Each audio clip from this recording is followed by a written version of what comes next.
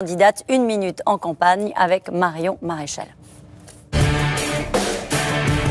Par pitié, ne vous trompez pas entre une Europe de la civilisation ou une Europe de la soumission, une Europe des paysans ou une Europe des migrants, une Europe de l'indépendance nucléaire ou une Europe des fanatiques écolos. Pays, paysans, paysages, voilà le triptyque d'une âme française qui nous est chère. La France des bosseurs, la France des terroirs, la France des racines. Bonsoir Marion Maréchal. Bonsoir. Merci d'avoir accepté cette invitation. Je reçois à mes côtés Stéphane Vernet. Bonsoir. Bonsoir. Vous êtes journaliste politique à la rédaction de Ouest France, qui est notre partenaire lors de ces européennes. Bonsoir à tous les deux. Merci de nous avoir rejoints. Même proposition que j'ai faite aux candidats précédents. Est-ce que vous avez envie ou pas de commenter la première partie de cette soirée avec ce débat ? Bah écoutez, ils ont passé 1 heure à votre antenne, donc je ne vais pas passer les 20 minutes de mon temps de parole à commenter. La seule chose que je dirais, c'est que je ne souhaite pas que cette élection européenne se résume à ces deux candidats, puisqu'il faut le rappeler, les élections européennes, c'est un scrutin proportionnel à un tour. Pour avoir des élus, il faut faire 5% à minima, et donc c'est un vote par essence de conviction. Et quiconque se déplace peut avoir des élus pour le représenter. Plus ou moins d'Europe, c'est la deuxième question rituelle cette soirée. Qu'en pensez-vous ? Alors, moins de cette Europe de Bruxelles, indéniablement. Encore moins de l'Europe que veut Emmanuel Macron, c'est-à-dire celle avec un super État fédéral européen, avec un président européen, avec un ministre des Affaires étrangères européen, avec la fin du droit de veto de la France sur l'ensemble des décisions, avec la volonté d'élargir jusqu'à 37 pays, la volonté d'avoir une Union européenne qui s'occuperait aussi demain de la santé ou de l'école. Voilà. Et puis plus de ce que j'appelle moi une Europe de la civilisation. C'est-à-dire qu'il y a comme l'Europe de la civilisation, qui a comme boussole tout simplement la transmission, déjà la fierté, la transmission et la prospérité de cette civilisation. Donc une Europe évidemment en premier lieu qui protège ses frontières. Voilà, je ne vais pas vous surprendre. Une Europe qui est fière de sa culture. Y compris au plan économique. On en a parlé aussi oui, tout à l'heure. Oui, tout à fait, bien sûr. J'allais y venir d'ailleurs. Une Europe, en effet, qui sort de la naïveté, de la passivité face aujourd'hui à la guerre économique que nous livrent notamment les Chinois et les Américains. Une Europe qui considère sur le plan écologique que l'homme n'est pas le problème, mais la solution. Donc une Europe qui n'est pas dans ce logiciel écologique de la punition, de la réglementation, de l'interdiction, mais plutôt de l'incitation, de l'innovation, de l'adaptation. Ça me semble essentiel. Et puis une Europe qui soutient sa démographie, qui est là aussi un grand enjeu continental auquel nous sommes confrontés. Une question de téléspectateur ? Alors justement, une question de téléspectateur qui vous concerne directement. C'est cette question qui vous est posée. Je vais la retrouver dans un instant. Elle est ici. Elle est pour vous justement. C'est Claudine qui a 65 ans et qui nous écrit depuis Nantes. Une Union européenne plus forte et plus unie. Est-ce que c'est pas nécessaire justement aujourd'hui face aux dangers que représentent la Chine et la Russie ? Mais une fois de plus, moi je ne dénie pas la nécessité d'avoir une coopération au niveau européen. Je considère qu'on a des défis communs et je trouve qu'il est légitime que nous puissions avoir une Union européenne qui arrive en complément, si je puis dire, des politiques nationales. Par exemple, en effet, sur la protection physique de nos frontières communes. Par exemple, sur la question de la politique commerciale commune. On est plus fort en effet quand on négocie à plusieurs. Encore faut-il que cette politique commerciale soit en effet plus offensive et plus défensive, si je puis dire. Il est logique qu'on puisse avoir par exemple des financements communs sur des infrastructures qui nous bénéficient là aussi en commun. Par exemple le fluvial, le ferroviaire. Il est logique qu'on puisse avoir c'est une sorte d'Europe à la carte. Non, en tout cas c'est une Europe que moi je qualifierais de droite. On y reviendra. Donc avec des orientations politiques différentes. Et il est vrai, puisque vous m'amenez sur le sujet institutionnel, que moi l'idéal européen que j'aimerais défendre, c'est pas tant ce fonctionnement-là, pour le coup, très centralisé à 27, que, en effet, une Europe qui accepterait d'avoir des niveaux de coopération différents avec des pays qui choisiraient de pouvoir mettre en commun certaines compétences. Voilà, ne pas avoir systématiquement cette obligation de mettre l'intégralité des compétences aujourd'hui des traités en commun sur tous les sujets. Je trouve que ce serait plus flexible, plus efficace et plus adapté aux différences entre nos nations. Quand cette téléspectatrice vous dit une Europe plus forte et plus unie, vous parlez beaucoup des valeurs. Ça veut dire que cette Europe, il faut l'élargir à ceux qui partagent nos valeurs, à d'autres pays, la Géorgie par exemple ?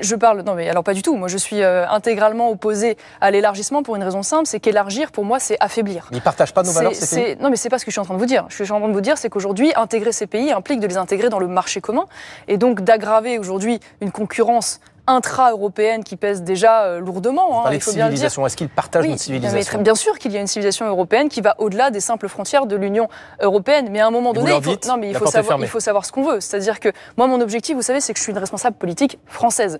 Donc avant tout, l'idée européenne, pour moi, elle est au service des intérêts des Français. Donc si je considère que l'élargissement de l'Union européenne, malgré toute évidemment la proximité culturelle et civilisationnelle qu'on peut avoir avec ces pays, a pour conséquence d'aggraver finalement la concurrence déloyale, d'affaiblir nos paysans et notre agriculture, pardonnez-moi, mais en effet, je m'y oppose. Je considère qu'on a déjà beaucoup de défis à relever à 27. Il y a encore déjà beaucoup de dysfonctionnements à réparer, si je puis dire, dans cette Union européenne. Donc nous n'allons pas nous aggraver les difficultés avec des élargissements supplémentaires. Vous voulez baisser de 20% la contribution de la France au budget de l'Union? Oui, on donnera moins, on recevra moins. Je considère aujourd'hui que cette contribution est excessive pour une raison simple, c'est que nous sommes en effet le deuxième contributeur net. C'est nous qui, d'une certaine manière, donnons parmi le plus et qui récupérons le moins au-delà de la politique agricole commune. Oui, ce qui n'est pas rien, le niveau de la compensation ne me semble pas tout à fait équilibré. Voilà. Marion Van Rettegem a lu attentivement votre programme et elle vous pose une question. Marion. Sur l'Ukraine, donc si je résume vos positions sur l'Ukraine, vous dites d'abord qu'il ne fallait pas s'engager dans cette guerre aux côtés de l'Ukraine, autrement que par un soutien financier, humanitaire, logistique. Vous dites aussi clairement que vous souhaitez la victoire de l'Ukraine et vous dites aussi qu'il ne faut surtout pas perdre cette guerre parce que les conséquences géopolitiques d'une victoire de la Russie seraient terribles.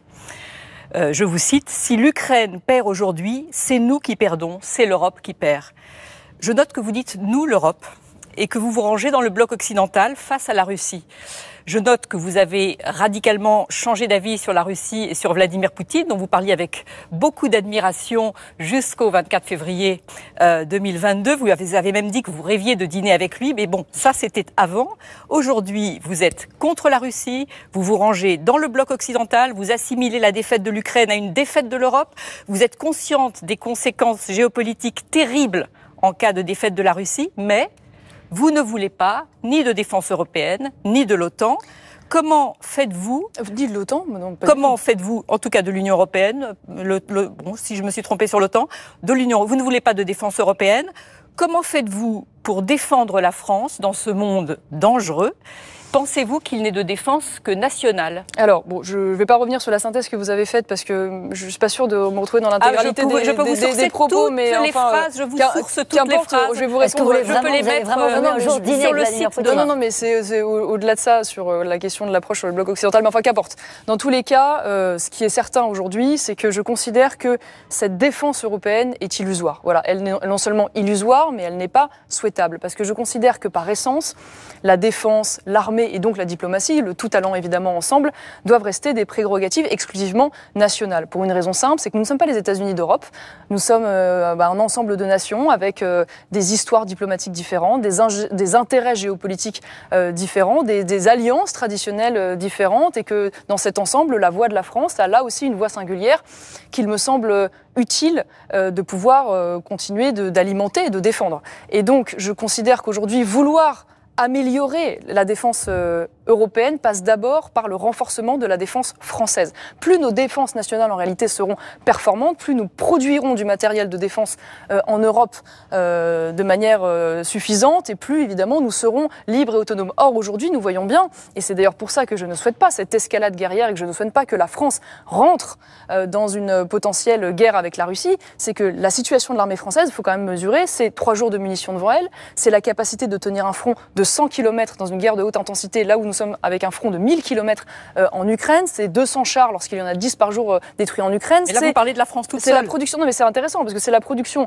d'obus annuels qui est utilisée en 1 heure sur le front ukrainien. Et vous parlez que de la France, non, là. Ce que je suis en train de vous dire, non, je vous réponds sur le conflit russo-ukrainien et la raison pour laquelle je ne veux pas d'envoi de troupes et donc une entrée en guerre avec la Russie et l'alimentation d'une escalade. Mais la France serait pas toute seule, encore une fois. Maintenant, je vous le dis, on est dans une alliance atlantique que je ne remets pas en question et qui crée de fait une solidarité entre les défenses... L'Alliance Atlantique bat de l'aile. La défense nationale. Et donc, une fois de plus, moi, je crois d'abord à l'indépendance de la France sur le sujet, donc au renforcement de ses capacités. Ça m'apparaît la priorité. Maintenant, là où l'Union européenne peut en effet avoir un rôle, c'est dans la coordination, par exemple, des achats groupés de matériel de défense. Encore faut-il que ces achats groupés soient d'abord orientés vers des achats européens. Ça veut dire que vous croyez à l'Europe de la défense ou à une défense européenne? Non, justement, ce que je vous dis, c'est que je ne veux pas que vous parlez d'achats groupés, c'est-à-dire qu'il faut quand même je ne veux pas que ce soit une compétence européenne. Ce que je suis en train de dire, c'est là où l'Union européenne pourrait jouer un rôle, à la limite, de coordination avec la bonne volonté des États, c'est pour faciliter des achats groupés de pays pour finalement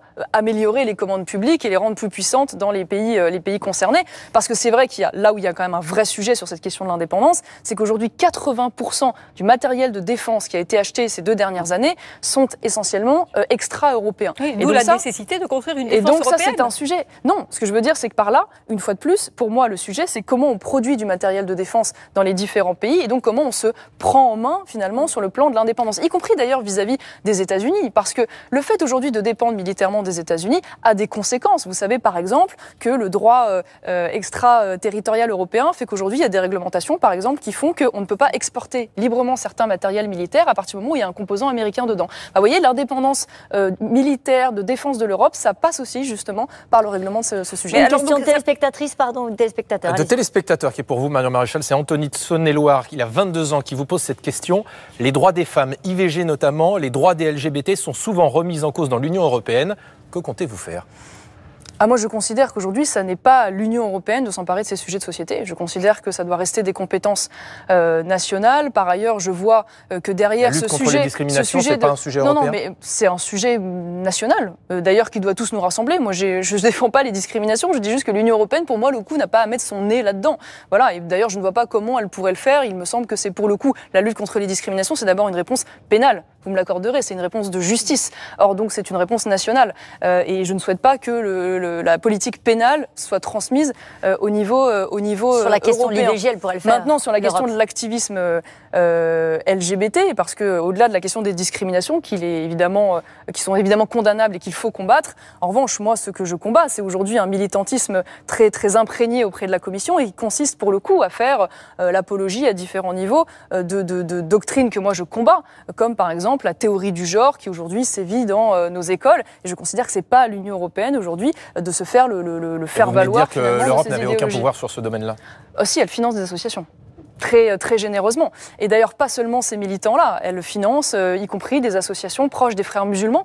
Je pense notamment à l'association Fémiso. Je rappelle que les frères musulmans, c'est une organisation... C'est le Conseil de l'Europe, c'est pas l'Union européenne. Si, bien sûr que si. Bien sûr que si. Il y a des subventions qui viennent de l'Union européenne et qui vont au Fémiso. Ils ont d'ailleurs régulièrement des colloques, y compris dans les instances de l'Union européenne. Et il faut savoir que les frères musulmans, c'est une organisation islamiste qui a pour projet revendiquer la conquête islamique de l'Europe. Je pourrais parler des frères musulmans ou de Miligorus. Moi, je vais vous dire, l'un des projets que je veux porter demain au Parlement européen, parce que ça, c'est un sujet central, justement, c'est l'interdiction au niveau de toute l'Europe de ces organisations sur le modèle autrichien, parce que cette gangrène islamiste, elle nous menace tous. Et vous voulez aussi une triple frontière pour protéger l'Europe. On va y revenir dans un instant. Je voudrais qu'on retrouve Raphaël Shapira à Rome. Giorgia Meloni a lissé son discours anti-migrants en se rapprochant des positions d'Ursula von der Leyen. Regardez. Face à la réalité de l'exercice du pouvoir, Giorgia Meloni aura beaucoup changé de discours et de positionnement. Pendant sa campagne, la candidate d'extrême droite prônait une solution radicale pour stopper l'immigration, l'instauration d'un blocus naval en Méditerranée.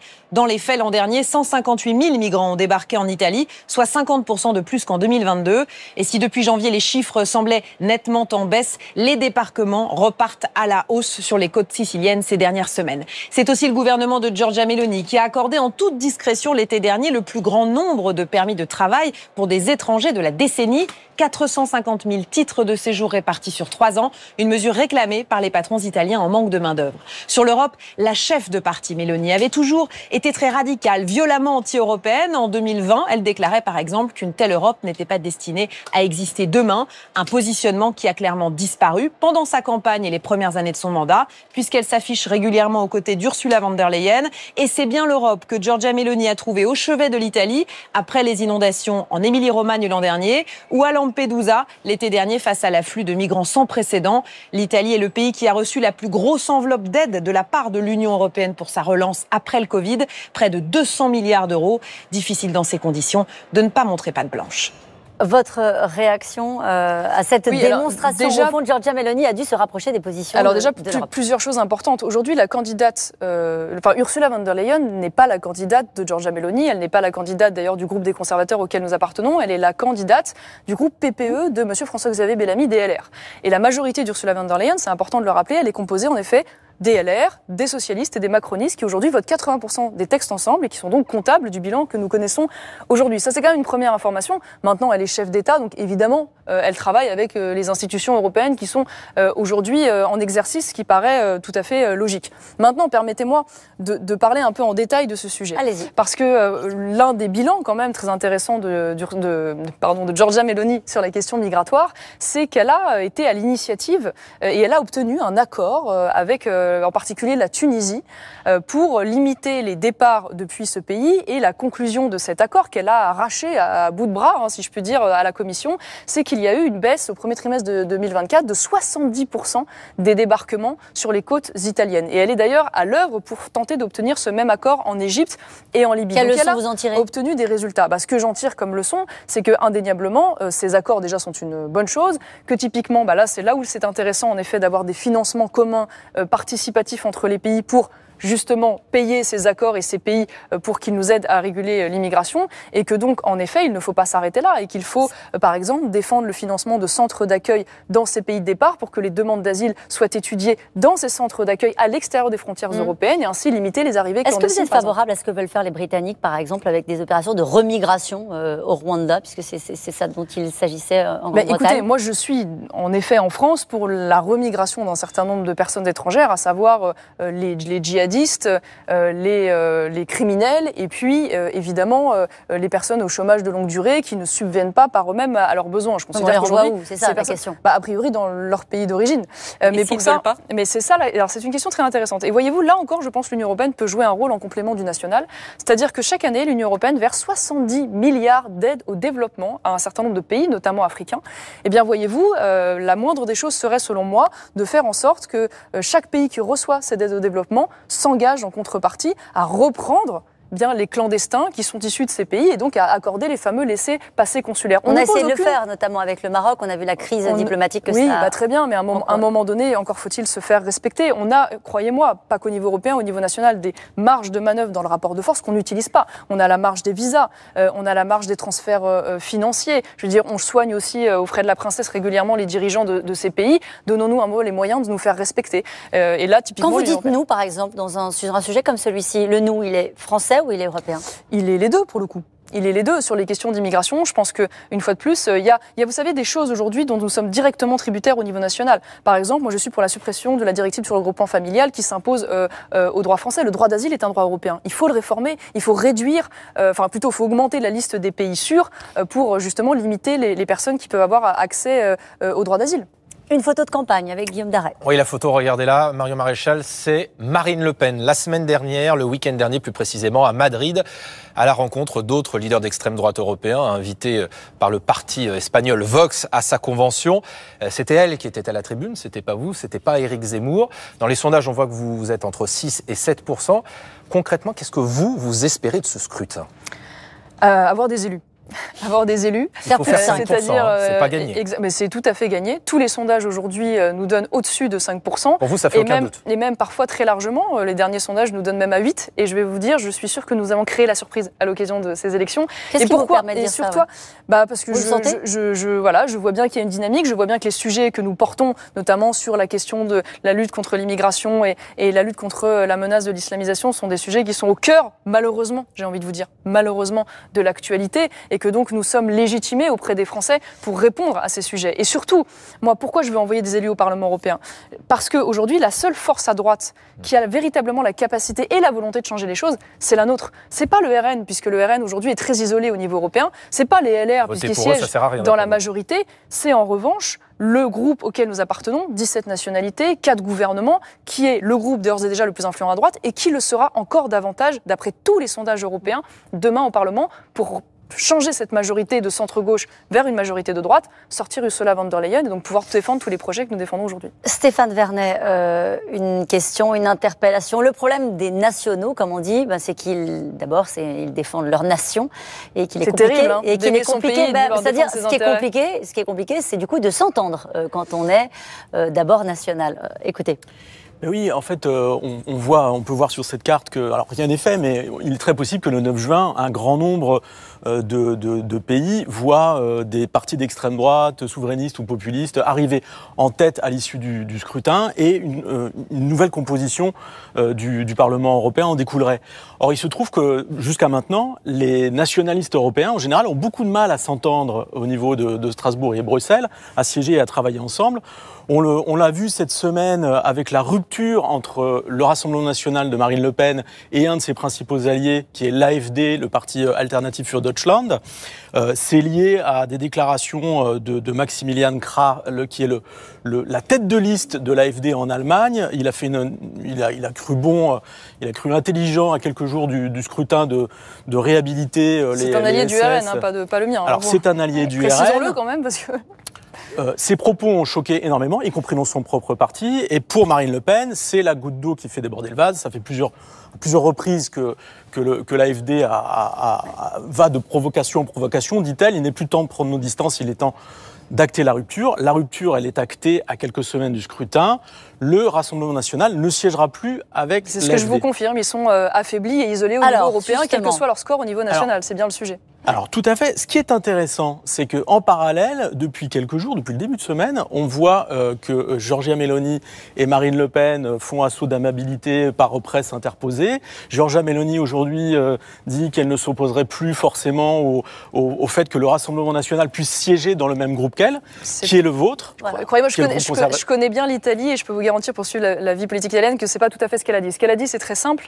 Elle a dit, elle n'a pas changé de discours là-dessus. Elle a dit qu'elle était prête à travailler avec toutes les forces de droite au Parlement européen pour construire des minorités de blocage ou des majorités de projets. Et donc cela induit évidemment, et c'est aussi ma position d'ailleurs, que demain le groupe des conservateurs auquel nous appartenons puisse travailler sur des votes communs avec en effet des groupes ou le groupe auquel appartiendra probablement le Rassemblement national et pourquoi pas avec une partie du PPE si tant est qu'ils renoncent à soutenir Ursula von der Leyen et si tant est qu'ils renoncent à leurs traditionnelles alliances avec la gauche et que dorénavant ils choisissent de travailler avec la droite nationale, authentique et de conviction. Et c'est évidemment cette idée de coalition des droites que je défends au niveau européen comme au niveau d'ailleurs national qui sera la clé pour pouvoir changer la politique européenne. C'est votre grand sujet, vous l'avez théorisé depuis longtemps. L'union des droites, vous la souhaitez au niveau national, elle n'advient pas. Est-ce que vous pensez qu'il peut y avoir un moment au niveau européen où cette union des droites se fasse à Strasbourg et à Bruxelles, j'en suis convaincue. D'ailleurs, la bonne volonté exprimée par Giorgia Meloni en est la démonstration. Et je dois dire que même Jordan Bardella lui-même, à l'occasion de ses vœux, avait d'ores et déjà dit qu'il voterait en commun sur des textes avec le groupe de CR auquel il appartient. Mais pour vous, il n'est pas question de siéger dans un même groupe. Donc j'ai bon espoir, parce qu'il y a des singularités entre ces droites. Je n'ai pas aujourd'hui tout à fait la même position que le Rassemblement national, en particulier sur les sujets économiques. Et que par exemple, les sujets de société, pour le coup, ça n'a jamais été mon allié. Donc j'ai pas de débat là-dessus. Vous seriez disposé à Strasbourg et à Bruxelles à travailler sur des textes en coalition Absolument, avec le Rassemblement national, avec les Républicains de François-Xavier Bellamy au sein du PPE. Si tant est, en effet, qu'ils remettent en cause le PPE tel qu'il fonctionne aujourd'hui. Fin avril, a dit qu'elle n'excluait plus de collaboration, il y a une seule chose qui me dérange. Il y a une seule chose qui me dérange dans la liste de François-Xavier Bellamy, c'est les élus qu'il y a derrière lui, enfin en tout cas les candidats qu'il y a derrière lui, parce qu'il y a aujourd'hui au sein de sa liste des gens, notamment Anne Sanders, qui s'affichent par exemple aux côtés la fameuse association Fémiso proche des Frères musulmans dont je vous parlais tout à l'heure. Il y en a une autre, Nathalie Collin, qui inaugure des mosquées islamistes miligorusses. Il y a au sein de son groupe des personnes comme Nadine Morano qui, par exemple, votent pour l'extension de la GPA avec le fameux certificat de filiation. Mais sinon, ça me pose un problème, si vous voulez, de travailler pour le coup avec des gens avec qui j'ai des antagonismes terribles et qui, pour moi, sont dans une forme de dissimulation. Parce que je pense que quand les gens aujourd'hui votent LR, ils n'espèrent pas derrière avoir ce genre de positionnement. Donc, en ce qui concerne les LR, je mettrai juste un tout petit bémol, je choisirai les interlocuteurs et les gens avec qui j'ai envie de construire cette majorité parce que nous, ce qu'on veut, c'est justement être une droite qui ne trahit pas, une droite, une fois de plus, de conviction et de cohérence. Et donc, c'est pour ça que j'espère pouvoir rassembler tous les électeurs de droite hésitants parce que chez nous, enfin, ils trouveront la droite authentique qu'ils attendent depuis longtemps. Qui bloque la fusion des deux groupes d'extrême droite au Parlement européen? Qui n'en veut pas? Alors déjà, moi, je dis, pardon, mais vous l'utilisez depuis tout à l'heure, moi, je réfute ce terme d'extrême droite. Je ne vois pas à quoi il correspond. Il me semble davantage un jugement. Appelez ça le droite nationale ou une droite tout court, mais je ne vois pas ce qu'il y a d'extrême droite aujourd'hui dans la volonté de défendre son identité, sa culture, ses racines et ses frontières. Maintenant, je ne vais pas vous faire de la théorie sur les rapports de force européens. Je pense que tout ça se décidera au lendemain des élections. En tout cas, juste pour vous répondre tout à l'heure, parce que vous disiez ils ont du mal à s'entendre.